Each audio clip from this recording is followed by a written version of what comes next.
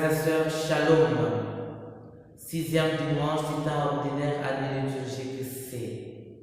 Frères et sœurs, ce dimanche nous présente le premier enseignement officiel de Jésus, les discours sur la montagne, qui commence avec les béatitudes. Frères et sœurs, les béatitudes viennent nous sortir finalement de notre torpeur. Nous avons cru longtemps en nous-mêmes, à telle enseigne que nous avons oublié d'où nous sommes venus. Frères et sœurs, ce virus qui nous a fait oublier notre lieu d'origine est aujourd'hui mis en difficulté par les discours sur la montagne. Jésus, en présentant les béatitudes, il se présente lui-même.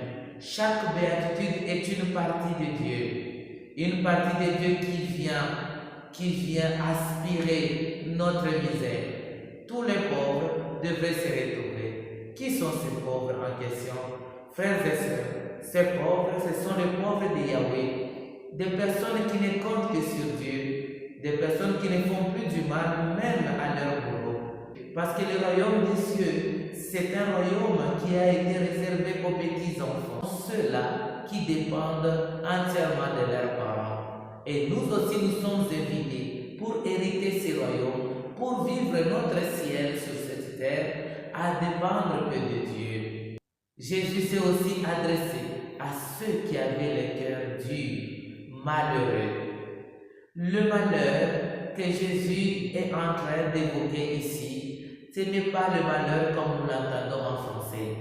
Il s'agit bien d'un cri d'alarme. Arché.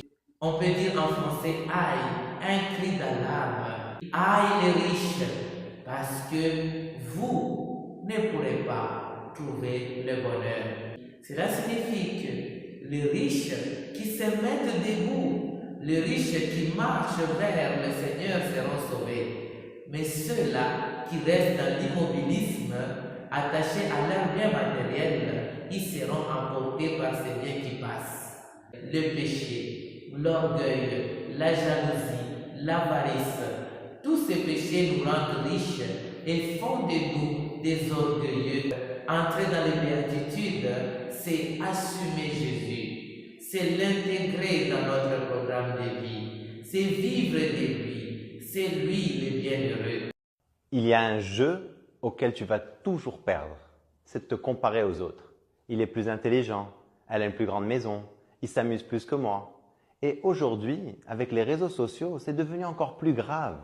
En regardant ces Facebook et ces Instagram, on a l'impression de passer à côté de quelque chose, ou de ne pas avoir le corps qu'il faut, ou que tes amis ne sont pas assez fun. Et tu ne te rends pas compte que tu te fais du mal. Tu compares l'incomparable. Tu compares de la fiction à la réalité.